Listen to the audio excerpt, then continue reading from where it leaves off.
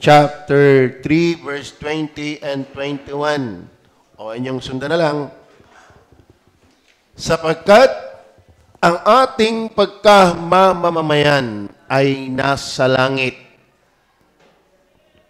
Mula doon, ay hinihintay naman natin ang tagapagligtas, ang Panginoong Hesukristo,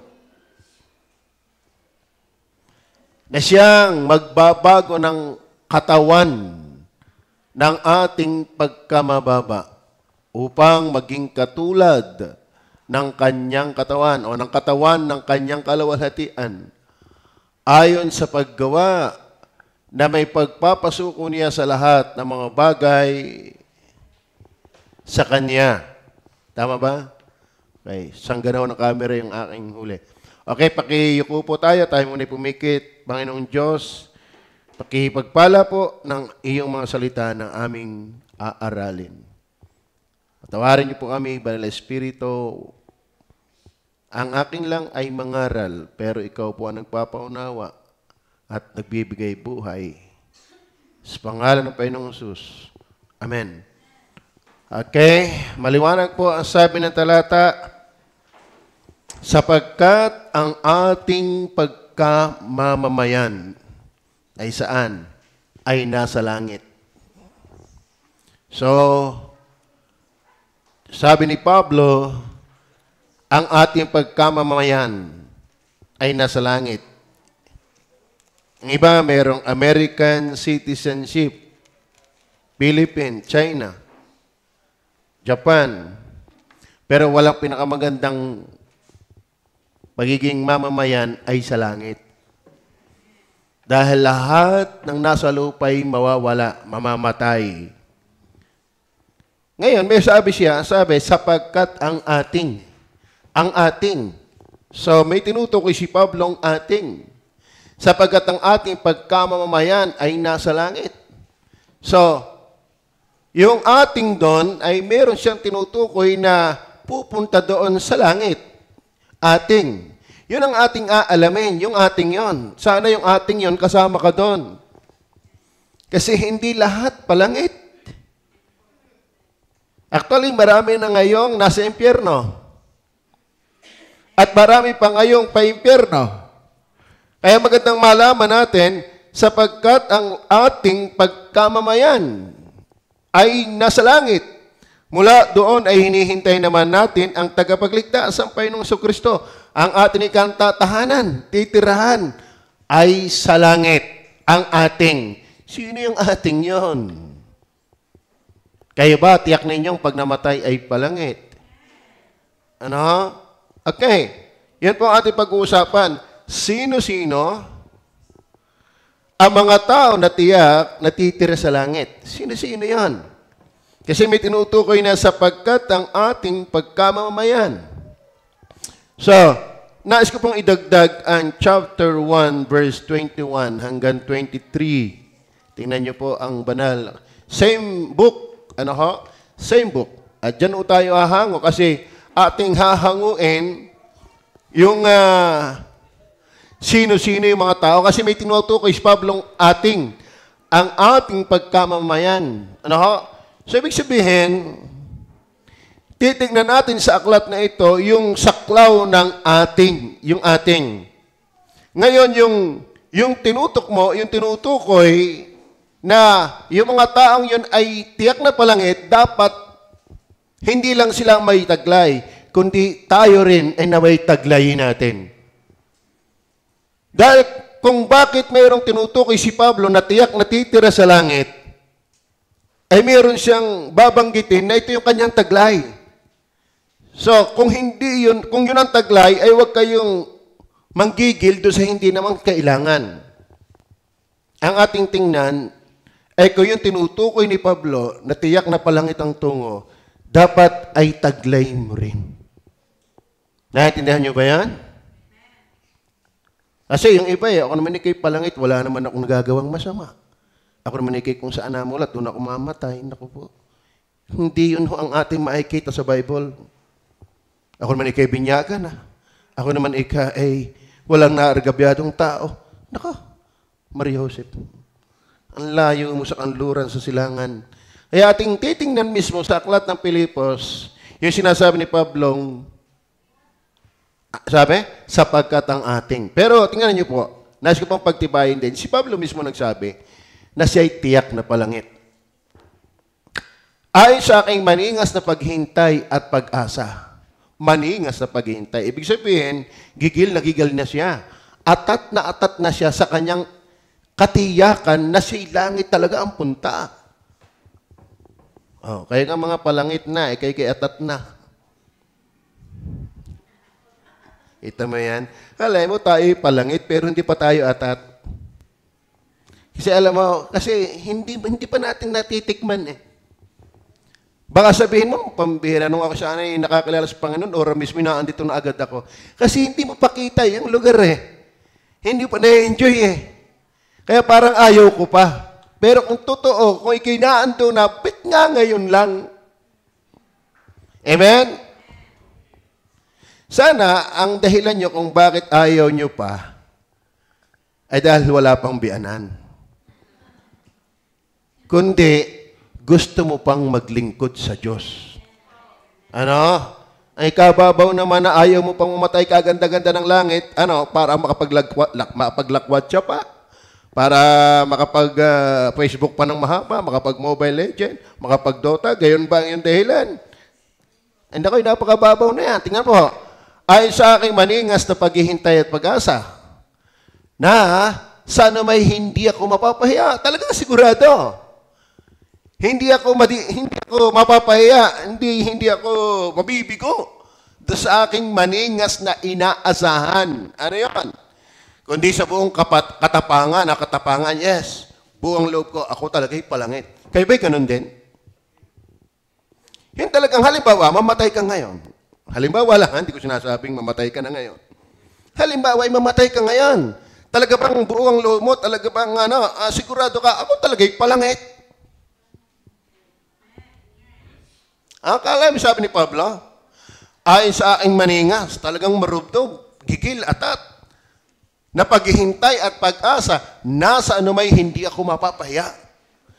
Kundi sa buong katapangan, na gaya ng dati, gayon din naman ngayon, ay tatakilaan si Kristo sa aking katawan, maging sa magitan ng kamatayan o sa magitan ng, kabuhayan o magitan ng kamatayan. Ito yung sinasabi ko mga kapatid, gustong-gusto niya pumunta ng langit. Pero kung sakaling hindi man, ay gusto pa rin niyang wag muna.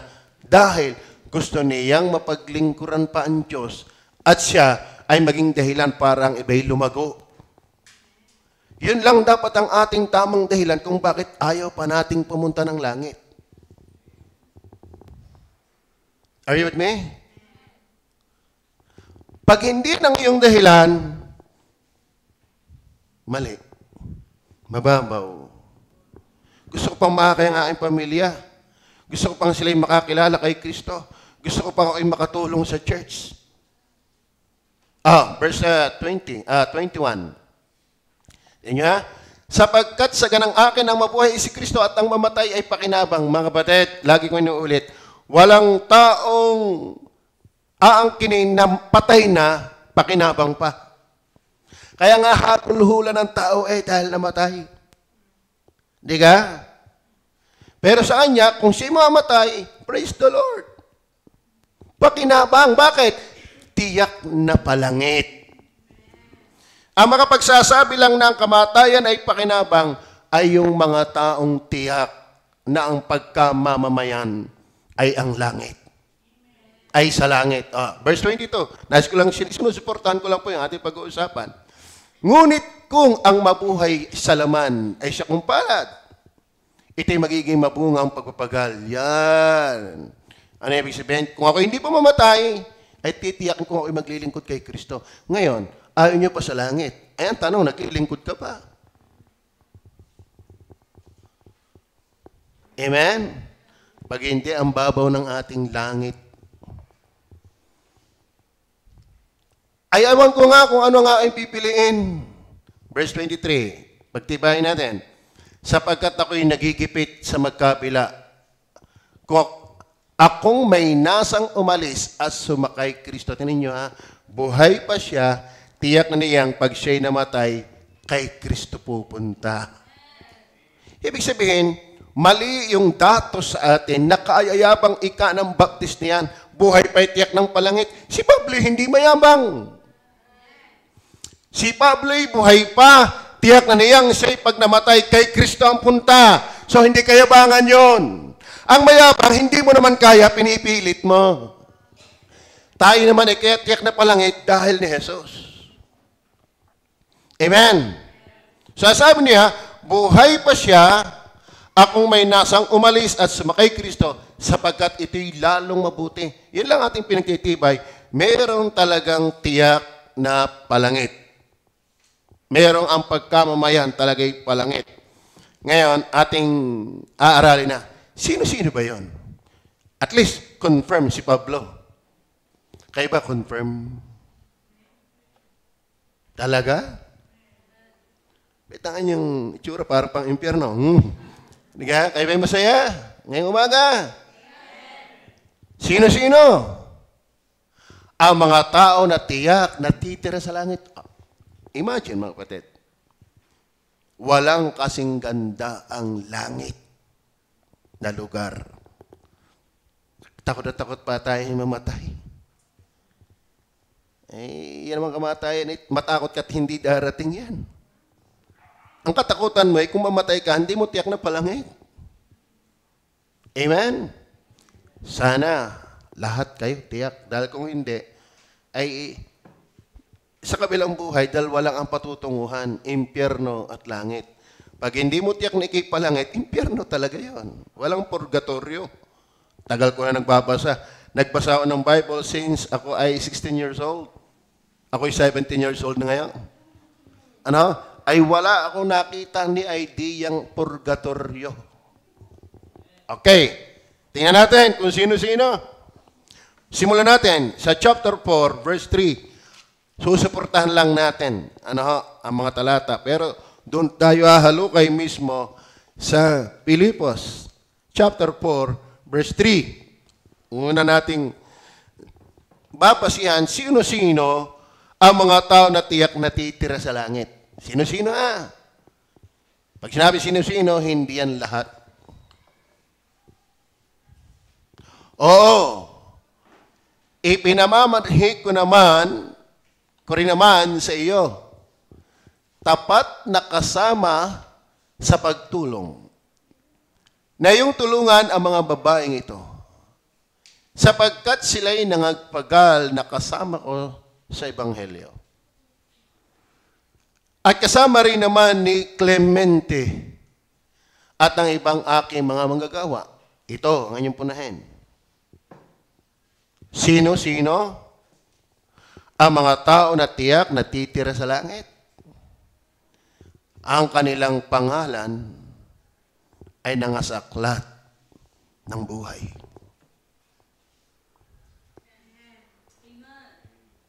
Are you listening? Pasok ka na sa Lunes. Tsak, nakatala ang pangalan mo. Nag-pendrol ka Tatawagin. Inday Badiday, present. Tamulmol, present. Burnaol, present. Pag tinawag ka sa langit, nakasulat ba ang iyong pangalan? Amen?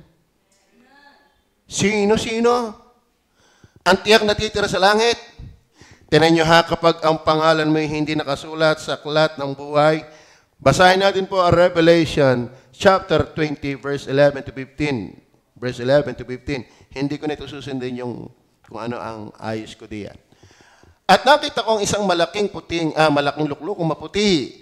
At nakalukluk doon na sa kanyang harapan, ang lupa at ang langit ay tumakas at walang nasumpungang kalalagyan nila. Ito stop, look, and listen. Darating ang panahon, mga kapatid, aalisin ng lahat. Sabi dyan, nasa kanyang harapan, ang lupa at ang langit ay tumakas. Ano ibig sabihin yun, Pastor? Darating ang panahon, wala ka ng kakapitan. Ikaw lang at ang Diyos ang magkaharap. Amen? Kaya ngayon, ang mga tao hindi na-English pag ang pangangaral, ang dami kasi nakikita pa. Ang daming pang pinagtutuunan. Pero isang araw, darating ang panahon, aalisin lahat ng nakikita mo. Ikaw lang at ang Diyos. Verse 12. At nakita ko ang mga patay, malalaki at maliliit, na nangakatayo sa harapan ng luklukan. Ito yung hukuman na ni Kristo, puti. At nangabuksan ang mga aklat. At nabuksan ang ibang aklat na siyang aklat ng buhay. May aklat ng buhay. At ang mga patay ay hinatulan ayon sa mga bagay na susulat sa mga aklat, ayon sa kanilang mga gawa.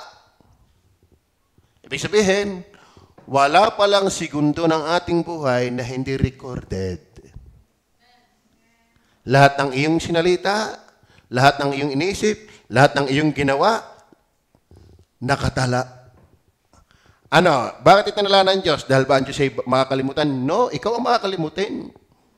Kaya itinala ito, isasampal ito sa iyo ng Panginoon isang araw. Yung pagmumura mo, yung paninilip mo, yung pagpatay mo, pagnanakaw mo, lahat ng kubli sa paningin ng tao, yan ay recorded sa Diyos. Are you with me? Verse 13, tingnan po natin. At ibinigay ng dagat ang mga patay nasa kanya. Bakit? May namatay sa dagat. Panahon ng gera, nalunod, etc.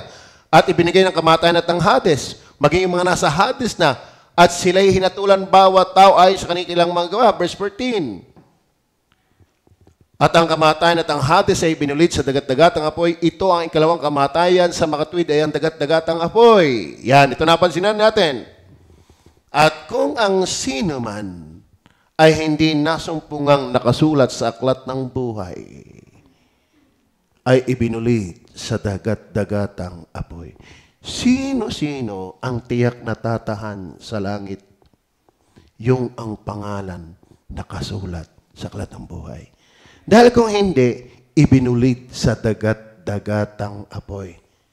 Ibig sabihin mga kapatid, kung hindi nakasulat ang iyong pangalan sa aklat ng buhay, pa-impyerno ka. Mamaya tatanungin siguro, tinatanong nyo, paano kaya malalaman ang aking pangalan ay nakasulat? Bible din ang sasagot yan. Amen? Kaya nga ito sa Lucas chapter 10 verse 20, tingnan po natin, Luke 10:20. Gayon may huwag na inyong ikagalak ito na ang mga espiritu nagsusuko sa inyo, kundi inyong ikagalak na nangasusulat ang inyong mga pangalan sa langit. Huwag kayong masyadong magalak dahil ang masamang espiritu, pag pinalayas mo, nalayas. Huwag ka rin magalak, ang ganda-ganda ng bahay mo, ang dami mo sasakyan. Ay kagalat mo, nakasulat ang iyong pangalan sa langit. Dahil gumaling ka na sa lupa, kung hindi nakasulat ang iyong pangalan sa aklat ng buhay, impyerno ka lang. Amen? Kung gano'ng kasing ganda at walang kasing gandang langit, walang kasing samang lugar ang impyerno. Bakit? Sa langit, andun ang Diyos. Sa impyerno, andun si Satanas at ang mga demonyo. At lahat ng mga kasalanan. Okay. Tingnan pa natin ibang talata. Revelation 17:8. Tingnan niya natin. At ang hayop na nakita mo ay naging siya at wala na. At malapit ng umahon sa kalaliman. At patungo sa kapahamakan. At silang mga nananahan sa lupa ay manggigilalas na ang kanilang pangalan ay hindi nakasulat sa aklat ng buhay mula nang itatag ang sanglibutan. Pagkakita nila sa hayop kung paano naging siya at wala na. Kaya pala maraming tao hindi si Kristo ang sinasamba, kundi ang Antikristo dahil ang kanilang pangalan ay hindi nakasulat sa aklat ng buhay. Kaya kung ikaw ay kay Kristo, maging mananampal ka ni Kristo. Huwag kang masyadong hilahin pa. Amen? Palangit ka, dapat ikay ganado. Amen? Huwag kang masyadong tumingin sa material na bagay. Lilipas yan. Kahit ikaw na yung pinakaawa-awa sa mundong ito, ikaw yung pinakawala sa mundong ito, tunhay ang mukha mo. Bakit? Tsak! Langit ang tungo mo. Kung na kay Kristo ka. Kaya ibigin mo si Kristo. Mahalin mo si Kristo. Ipagmalaki mo si Kristo. Ipakilala mo si Kristo. Paglingkuran mo siya. Yan ang buhay ng palangit. Amen. Hindi yung hilahin pa palangit na. Tama ba ka? Kaya minsan nakalungkot, yung hindi ligtas parang sila pa mukhang ligtas. Amen. Tingnan niyo po, sino yung wala sa loob ng langit? Revelation 21 verse 27. Ang description ng heaven nag-start sa Revelation 21:22. Tingnan niyo po. At hindi papasok doon sa anumang paraan ang anumang bagay na karumaldumal. Ibig sabihin, ang langit ay hindi lugar ng mga makasalanang hindi nagsisi. O siyang gumagawa ng kasuklam-suklam at ng kasinungalingan, kundi yaon lamang na nangakasulat sa aklat ng buhay ng kordero. Ang papasok lang talaga sa langit at titira doon magpakilanman ay yung nakasulat ang pangalan sa langit. Tatanungin ko kayo, kayo ba'y tiyak ng palangit? Bakit? Nakita niyo ba sa listahan ng inyong pangalan? Hindi pa. Alam niyo ba ang inyong pangalan nakasulat na? Kawaawa ka naman kung hindi. Alam mo kung hindi ka palangit, naging tao ka lang para pumunta ng impyerno. Number 2, para makita natin. Sino-sino ang mga tao na tiyak, natitira sa langit? Una, nakasulat na. Hindi susulat pa lang, nakasulat na ang kanilang mga pangalan sa aklat ng buhay. Pandalwa. Balik tayo sa Pilipos, chapter 1, verse 5 hanggang 7. 1:5-7. Dahil sa inyong pakikisama sa pagpapalaganap ng Ebanghelyo mula ng unang araw hanggang ngayon. Sa English yan ay yung pakikisama being, verse ano yan? Sabi ko, verse 5. For your fellowship. For your fellowship. Saan? In the gospel. Alam niyo po, sa Grego, yung fellowship ay koinonia. Nang ibig sabihin lang po niyan, mga minamahal, ay meron kang bahagi. Ikaw ay kaugnay. Ikaw ay kaugnay. Ikaw ay karugtong. Ikaw ay nakakabit. Parang kamay mo nakakabit sa katawan. Liig mo nakakatabit sa katawan. Tainga mo hindi hiwalay. Sino yung titira sa langit? Yung hindi hiwalay sa Ebanghelyo. Ayun eh. Alam niyo ba kung sino ang Ebanghelyo? Si Jesus Christ. Kaya ang tiyak na pupunta sa langit dahil nakasulat ang kanilang pangalan. Bakit nakasulat ang kanilang pangalan sa aklat ng buhay? Kasi yun ay talagang uugnay kay Kristo. Ano ibig sabihin kaugnay? May fellowship. Sa Tagalog yan. Dahil sa inyong paikisama. Pagiging pakikisama, mababoy, para pakisama lang eh. Pero ang idea niyan ay koinonia. Meron kang intercourse. Pag sinabing intercourse, ikaw ay malapit. You enjoy each other. You have your relationship with other. So, ibig sabihin, ang pupunta ng langit, may relasyon sa Ebanghelyo. Amen? Ano bang Ebanghelyo? Mabuting balita. Ano ang mabuting balita? Ipinanganak ang tagapagligtas. Sino? Si Jesus. Mga kapatid, bago ka maging membro ng church, tiyakin mo munang may relasyon ka kay Kristo. Dahil ang pupunta ng langit, hindi yung membro ng church. Ang pupunta ng langit, yung may relasyon kay Kristo. Are you listening? Okay. Para suportahan. 1 Corinthians chapter 1, verse 9.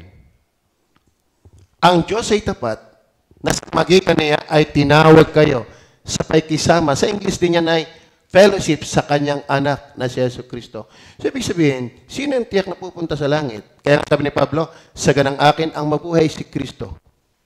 Alam nyo, ang palangit, yung may Kristo. Amen? Kaya tiyak mo ang iyong pangalan ay nakasulat sa aklat ng buhay kasi ngayon may Kristo ka na. May Kristo ka na ba? Check mo na bang si Jesus nasa iyong puso? Siya ba'y sinasampalatayanan mo? Na wala kang pag-asa, kundi si Jesus lamang. Yung iba sa Pope nakaasa, yung iba kay Maria nakaasa, yung iba sa binyag nakaasa, yung iba sa kautusan nakaasa, yung iba sa kanyang kawang gawa nakaasa. Ang sabi ni Jesus, ako ang daan at ang buhay at ang katotohanan. Ibig sabihin, pag sinabing ako, hindi marami yon. Sumuko ka na. Napapaligiran kita. Mali yun. Pag nag-iisa ka, nag-iisa. Pag sinabi bang ako ay we? Pag sinabi bang ay we? Ay we? Pag sinabing ay, ano yan? Iisa. Pag sinabing we, pangmaramihan. Ngayon, ang sabi ni Jesus, ako. Therefore, siya lang. Kung gusto mo maligtas, huwag kang malito. Iisa ang tagapagligtas. Ngayon, hindi si Jesus ay isa sa mga. Ay, ako'y naniniwala rin kay Jesus, pero magaling na yung makasigurado. Maniwala ka rin kay Maria. Magaling na makasigurado. Maniwala ka rin sa iglesia. Hindi ka sigurado kung salawahan ang utak mo. Para naliligaw ka. Kung hindi man ako matuloy sa iyo, magaling na ako nanliligaw pa rin sa iba. Masama yan. Dapat sigurado ka, iisa lang liligawan mo. Diga uni. Sino ka mapalad yun? Uni. Okay, amen? Maliwanag ba? Iisa. Ang sabi, dapat mayroon kang relasyon kay Kristo. Sabi nga ni Pablo, ang inyong fellowship, sabi ni Pilipos, for your fellowship in the gospel. Koinonia, your relationship in the gospel, and the gospel is the Lord Jesus Christ. Meron ka bang tiyak na relasyon kay Kristo? Pastor, paano ko malalaman na kayo may relasyon kay Kristo? Basahin niyo ang aklat ng 1 John. Ang nagsasabing siya'y na kay Kristo pero nabubuhay sa kasalanan ay sinungaling. Sinasabi mong Kristiyano ka pero hindi. Ikaw ay ipon ng sama ng loob. Kamamatayan mo yan. Question your relationship with Christ. Dahil ang Kristiyano ay nagkakamali pero iba yung mabuhay sa mali. Amen? Ang nagsasabi siya'y nasa liwanag, pero nabubuhay sa dilim, ay sinungaling. Bible ang may sabi niyan, hindi ako. Tama? Ang nagsasabing siya'y na kay Kristo, pero hindi sumusunod sa Kanya, ay sinungaling. Ang sino mong nagsasabi kay Kristo, pero namumuhi sa kanyang kapatid, ay sinungaling. Kaya basahin niyo po ang 1 John. Ang sabi, ang sino mang umiibig ng bagay ng sanglibutan, ay wala sa Kanya ang pag-ibig ng Ama. Tayo'y nasa mundo, pero hindi tayo taga-mundo. Kaya mga kapatid, hindi dapat tayo nabubuhay sa hila ng masasamang uso. Meron ang mundo. Amen? Kaya be sure din maganda ang gamit ng cellphone mo kung anak ka talaga ng Diyos. Tama. So, ang anak ng Diyos nanampalataya kay Jesus. May relasyon, naging anak ka ng Diyos. Pero ang tunay na pananampalataya, yan po ay may pagbabago. Amen? Meron ka ba ang relasyon kay Kristo? Ako ay may relasyon kay Jemery. At halata ang aming may relasyon. Bakit? May bunga kami, si Jemuel. Dapat kung may relasyon ka kay Kristo, may bunga. Tama? Amen? Hindi pwedeng, hindi ang bawat nagsasabi sa akin, Panginoon ay pupunta ng langit. So, hindi ito mere claim. Ito dapat ay may pinatutunayan. Ang tunay na ligtas, halatang ligtas. Are you listening? Number 3. Sino-sino ang mga tao na tiyak natitira sa langit? Nakasulat na ang kanilang mga pangalan sa aklat ng buhay. Naging kaisa ng Ebanghelyo. Okay. Chapter 2, verse 23 and 24. Chapter 2, verse 23 and 24.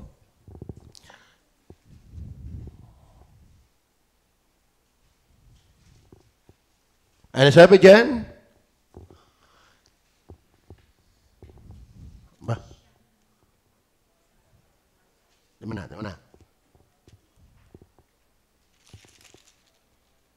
13 pala, 13. 13 and 14. Sorry. Ano sabi dyan? Sino ang tiyak na pupunta ng langit? Ang ating pagkamamayan. Sana kasama kayo doon sa atin. Amen? Sino yung atin? Nakasulat na ang pangalan sa aklat ng buhay. Naging kaisa ng Ebanghelyo. Bakit naging kaisa ng Ebanghelyo? Sapagkat Diyos ang gumagawa sa inyo. Maging sa pagnanasa at sa paggawa. Ayon sa kanyang mabuting kalooban.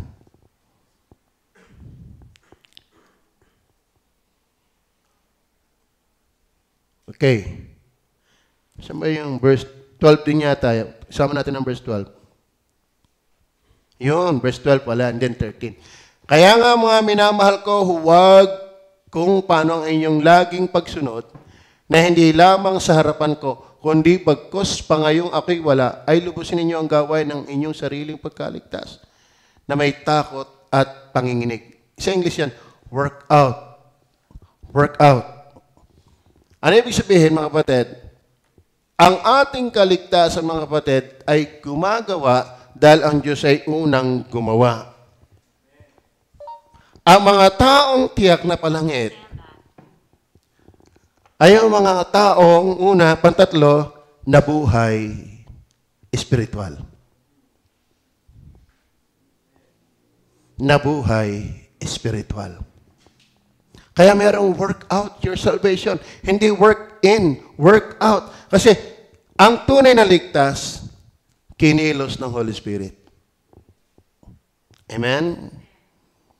Binigyan ng buhay, binigyan ng conviction, nalungkot sa kasalanan, nabibigatan sa kasalanan, nanlilimahid sa kasalanan, namumuhi sa kasalanan, nakikitang wala siyang pag-asa at magagawa sa pagiging makasalanan. Kaya naman, siya'y walang pag-asa kundi ang lumapit kay Jesus. Tingnan niyo po, ang 3 verse 3, ang 3 verse 3 ng Pilipos. Sapagkat tayo ang pagtutuli na nagsisamba sa Espiritu ng Diyos at nangagmamapuri kay Kristo Jesus at walang anumang pagkakatiwala sa laman. Ano ba tayong pagkakatuli na sumasamba sa Espiritu ng Diyos? Ang pagtutuli dyan, hindi yung katulad ng ginagawa ng mga lalaki. Yan ay simbolo na ang tao'y pinalta na yung maruming puso ng bagong puso. Yung patay na puso, yung patay na diwa ay binuhay. Kaya ngayon, ang mga tao nakakadama na ng pagod sa kasalanan. Kaya ngayon, ang mundo ay hindi nakagalakan, lalo yung masamang sistema, hindi na siya nahihili sa mga ang gaganda ng tato. Mukhang talisayin. Labas ang puso kung magsuot. Yun ang mundo. Sa iyo'y iba na yun. At ikaw ngayon, hindi katulad ng mundo na walang pakialam sa banal na kasulatan. Ang ebidensya na ikaw ay pinanganak na muli, naghahanap ka ng gatas na walang daya. Si Jesus. Dahil Diyos ang gumagawa sa iyo, sa loob mo, kaya ikaw naman ang gumagawa palabas. Kung ano ang nasa puso, yan ang makikita sa labas. Tama, pag galit ang tao, halata mo sa mukha. Tama ba? Halata nyo ba ang taong galit? Sa lubong ang noo. Halata nyo ba ang taong masaya? May sampay ang labis, tainga. Mahalata nyo ba ang in love? Namumuso ang mata. Halata nyo ba yung nagre-reklamo mo? Ang tilos ng nguso. Tama ba? Halata mo ba yung tuwang-tuwa pag sinusugo? Lampas ang tuhod sa pagdadabog? Meron tinatawag na body language sa psychology. Halatang ikay matipid.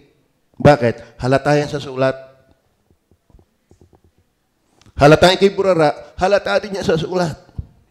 Kahit nga sa iyong pagtayo, pag-upo. Halata din yan. Kaya halatang halata na ang Diyos ay gumawa sa loob. Dahil na-work out mo ito palabas. Kaya yung ikaw alam mo, hindi ako laban sa mga tao nagpapataas ng kamay at nagpapasunod sa panalangin. Pero sa akin, sapat na nakita kong ikipabalik-balik sa simbahang ito. Ibig sabihin may paggawa ang Diyos sa iyo. Ibig sabihin nakasulat talaga ang iyong pangalan sa aklat ng buhay. Kasi itong ganito, hindi ito kawiwilihan ng hindi sa Diyos. Pag hindi ka sa Diyos, mas masarap ang magmadyong, magtong-et, maghapong mag-cellphone, magbarik, magsine. Yan ang nai-enjoy ng world. Pero ito, kaya sa akin, halata kung nakasulat ang aklat mo sa pangalan ng buhay, bigay pabalik-balik. Tama yung guyam, nakakita ng asukal. Pabalik-balik. At makikita niyo yung guyam, nakakita ng asukal, makikita mo, hindi siya lang. Makikita mo, yung palang mga guyam, walang mata. Hindi nakakita. Ano ang signal nila? Yung antena? Kaya nagsasalubong sila. At mapapansin niyo, di kalat ang guyam. Mamaya nagpo-formation. Kasi may laway silang iniiwanan. Halimbawa, ito yung guyam. Yung isang nakakita niyan, iiwanan guyam. Matutuntun yan pakalat-kalat. Mamaya makikita mo, isang linyata na yung guyam. Bakit? Nakakita ng babalik-balikan. Ang ligtas, ito kinabalik. Anong nakita mo din Ibig sabihin, may buhay. May paggawa ang Diyos. Kasi ang Diyos ang kumikilos. Amen? Meron namang nakapakinig, sising-sisi, nakapunta pa doon. Sana nakapagsini na lang Amen?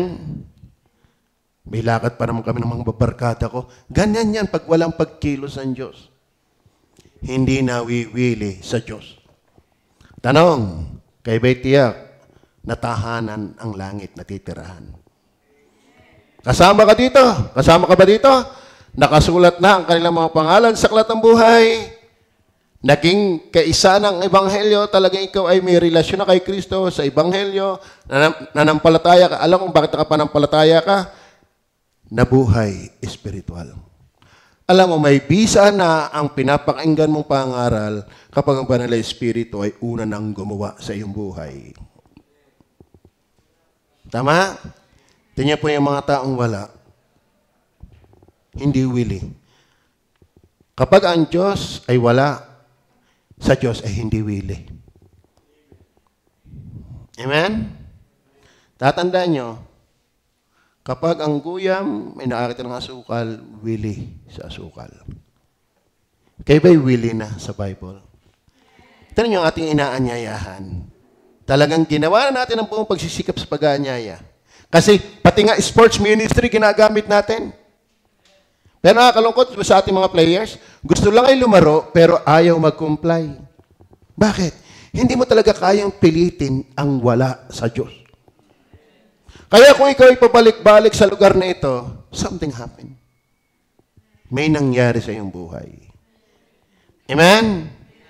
Tapos nagiging palabas ka ng Bible. Mabigat sa iyong puso ang kasalanan. Anak ka ng Diyos. pare-pareho tayong mamamayan ng langit. Amen? Pang-apat, siyempre, chapter 3 verse 9. Chapter 3 verse 9. At ako'y masumpungan sa Kanya na walang katwiran sa aking sarili. Sino ba si Pablo? At sinabi niyang siya'y walang katwiran. Si Pablo ho ay Pariseo, doctor of the law. Pero sabi niya, wala akong may pagmamalaki sa Diyos ng katwiran. Pag sinabing doctor of the law, para palakihan ng pelakterya, paramihan ng saulong talata, si Pablo sa ulo ang Genesis hanggang Deuteronomy. Tayo dyan 3:16 lang, nawawala pa. Kaya halimbawa, padamihan ng sa ulong talata ang palangit. Sino kayo palangit sa atin? Di ba? Pero sabi ni Pablo, ang dami niyang doctor of the law. Pero hindi niya pinanghawakan yun para makatiyak ng langit. Ano pa? Sa pagiging relihiyoso, mag-uusig ng Iglesia ni Cristo. Hindi lang siya may relihiyon, panatiko sa relihiyon. Tayo, may sinabing relihiyon, pinagmamalaki ang relihiyon, hindi naman nasimba. Alam mo, wag kang magmalaki na ikay may relihiyon, hindi ka naman aktibo sa relihiyon mo. Ikaw, baptist ka, dapat aktibo ka rin sa baptismo. Tama? Pagka Kristiyano ka, mahal mo si Kristo. Dahil nakakatakot ang buhay mo, tagal-tagal mo na, baka hindi ka paligtas. Amen? Saan ka nakakitang wiling-wiling guyam, ayaw sa asukal? Ba't di kayo ligtas, hindi ka mawili sa church? Walang guyam na hindi willing sa asukal. Kaya walang ligtas na hindi dapat willing sa church. Amen? Okay, ano sabi niyan?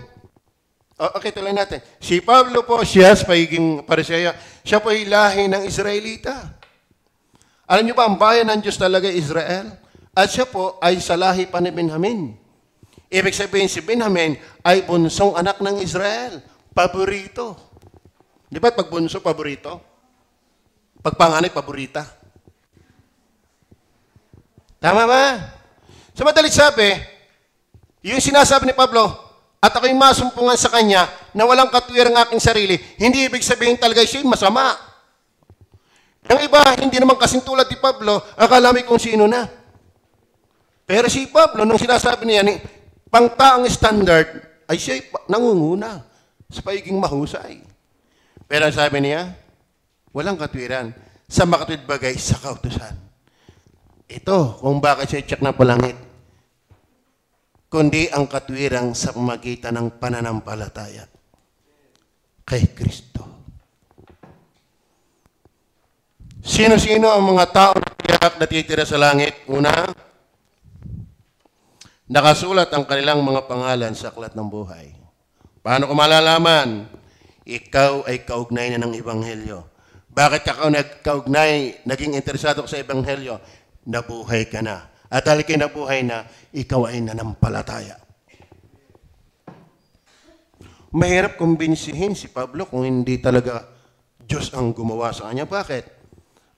Yan ay kalibre ng mga ministro ngayon. Na mga ni Abir, na mga pinapanood ko yung debate ni James Watt at ni Abir, yung teacher ng Muslim, grabe. Si Pablo ay, kumbaga, sa panahon ito ay yung pinakamahusay na leader ng cult. Are you with me? Pero sa daan ng Damasco, kinilos siya ng Banal na Espiritu. Nanampalataya kay Kristo. Ang palangit talagang nananampalataya kay Kristo. Ang sumasampalataya ay hindi na mapapahamak, kundi mayroong buhay na walang hanggan. John 6:47, katotohanan sinasabi ko sa inyo, ang sumasampalataya ay may buhay na walang hanggan. Amen? At ang sumampalataya ay tinuring na tupa, at yung kanyang tupa ay hawak ng Ama, hawak ng Anak, at sa anumang paraan ay hindi sila maaagaw sa kanilang kamay. Tiyak talagang palangit ang tunay na mananampalataya ni Kristo. Kaya may palangit? Ba't parang hindi? Alam niyo ba, ang pinakamasaya dapat nabubuhay sa lupa ay mga palangit. At alam niyo ba, ang dapat pinakamasisigang naglilingkod sa Diyos ay yung mga tiyak na palangit. Yung ang iba, hindi tunay, ikasigla-sigla. Tama si Kibuloy ngayon, gusto mo bang magka 10 million? Hanapin mo si Kibuloy. Kalahin mo yon.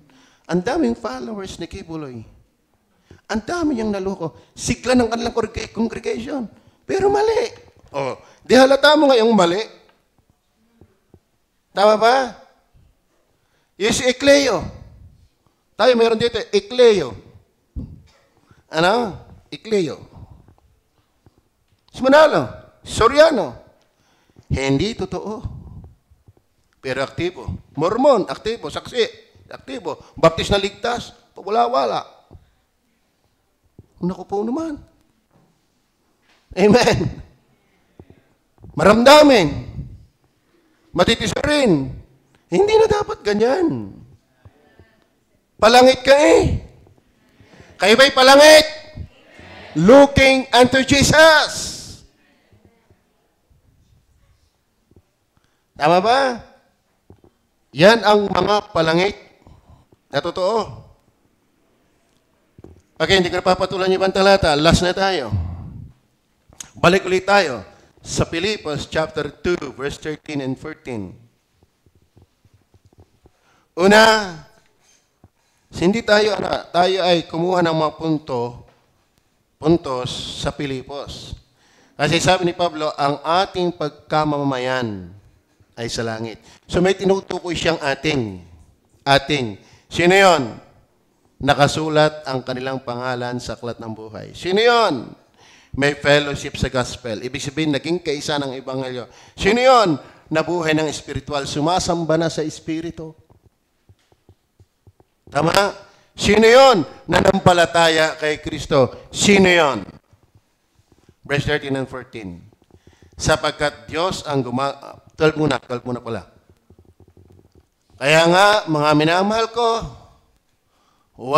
kung paano ang inyong laging pagsunod, pagsunod, na hindi lamang sa harapan ko, oo nga, sana ang ating pagsunod talaga kay Kristo, hindi sa pastor. Behave pag nakaharap sa pastor, pero pag hindi na, tama? Paano pag ang pastor ay wala na sa harapan nyo? Tatandaan ninyo, kahit wala ako sa paningin nyo, lagi tayo nasa paningin ni Kristo. Tama ba? Ano sabi dyan? Kung paano ang inyong laging pagsunod na hindi lamang sa harapan ko, kundi bagkus pa nga, ngayong ako'y wala.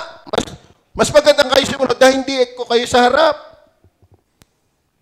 Ay lubisin ninyo ang gawain ng inyong sariling pagkaligtas. Pakitingnan nga sa English, mayroon pa naman tayong time.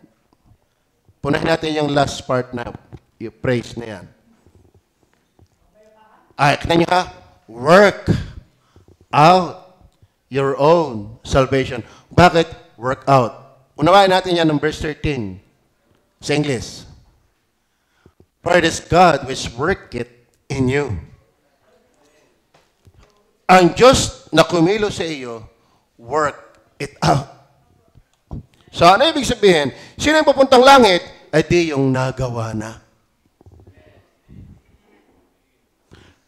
Lagi ko sa inyo napapaalala, ako'y nabunggo ng bike sa tramo. Ako may nasabitan din eh. Nasabitan ng bike. Akalain mo ako'y nag-jojo-len. May dumaang, uso pa noon yung nag-aarkila ng bike. Na-arkila ng bike. Iyak ko yung nasabitan. Ay, sabit lang yun, hindi pa naman puro. Ay, gulong ako eh. Buwan sa tramo, doon sa may halaman na nakakanghilin. Doon pa naman may ahas. Gulong ako, bakit? Natamaan ako ng bike. Ay, di lalo ko siguro yung bus ang nakatama sa akin. Tama? Ako ay mahilig sa pulpol. Tinesting ko sa bilyar, hindi umubra. Siguro, mababa ang tayo ko. Basta tinumbok ng kako ang bato at itinira sa pityas, talsik ang pityas. Bakit? Sa lakas ng pulso ng kamao, Tama. Walang lalakas sa kapangyarihan ng Diyos na kumilos sa puso mo. Kaya imposibleng wala itong magagawa. Nanindihan niyo ba yan? Amen?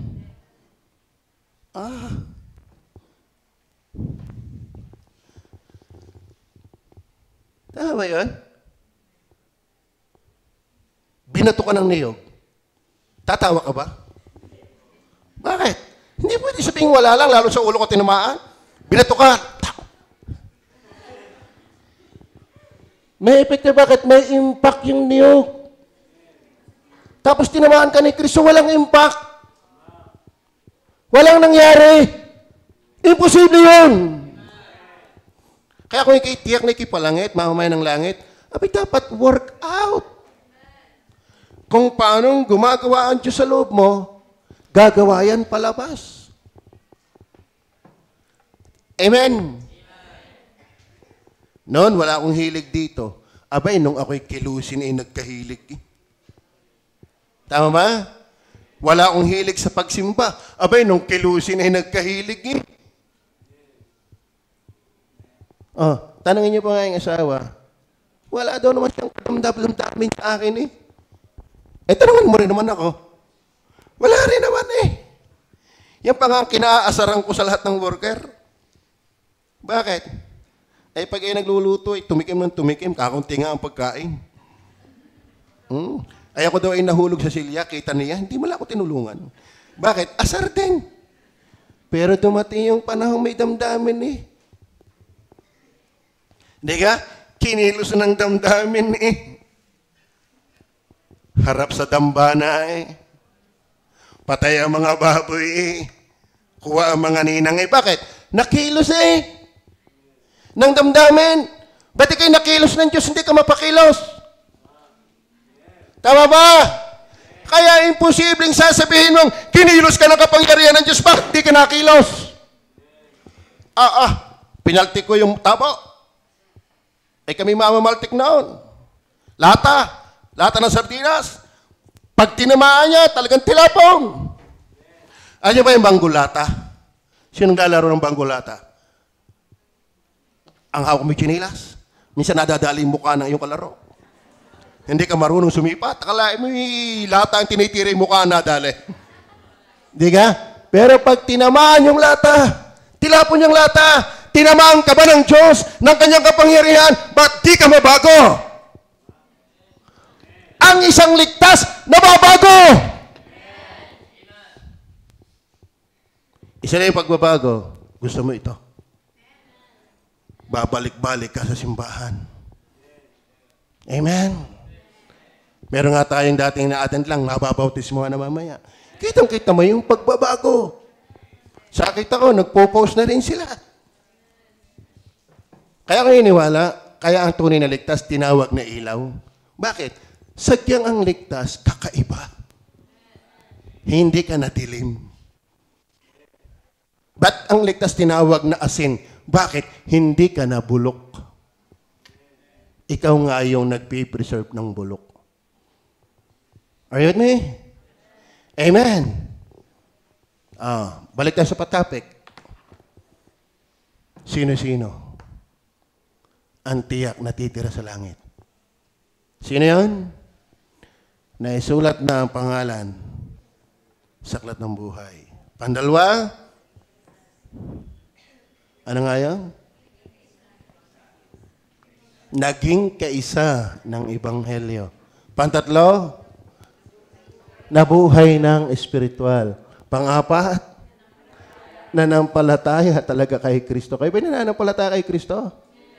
Na siya lang ang magliligtas sa iyo? Na siya lang ang magpapatawad ng iyong kasalanan? At nagawa na. Nagawa na. Hindi tayo gagawa para maligtas. Gagawa ka dahil ligtas ka na. Kasi unang gumawa ang Diyos sa loob, i-work out mo lang. Work it out. Work out your own salvation. kung meron ka ng kaligtasan, gagawa ito. Amen? Kaya tayo ngayon, marunong natin magbigay. Marunong nating tumulong. Lalo, noon nga unbeliever rin natulong, di lalo ngayon. Amen o ba? Tayo manalangin. Panginoon Diyos, sa langit,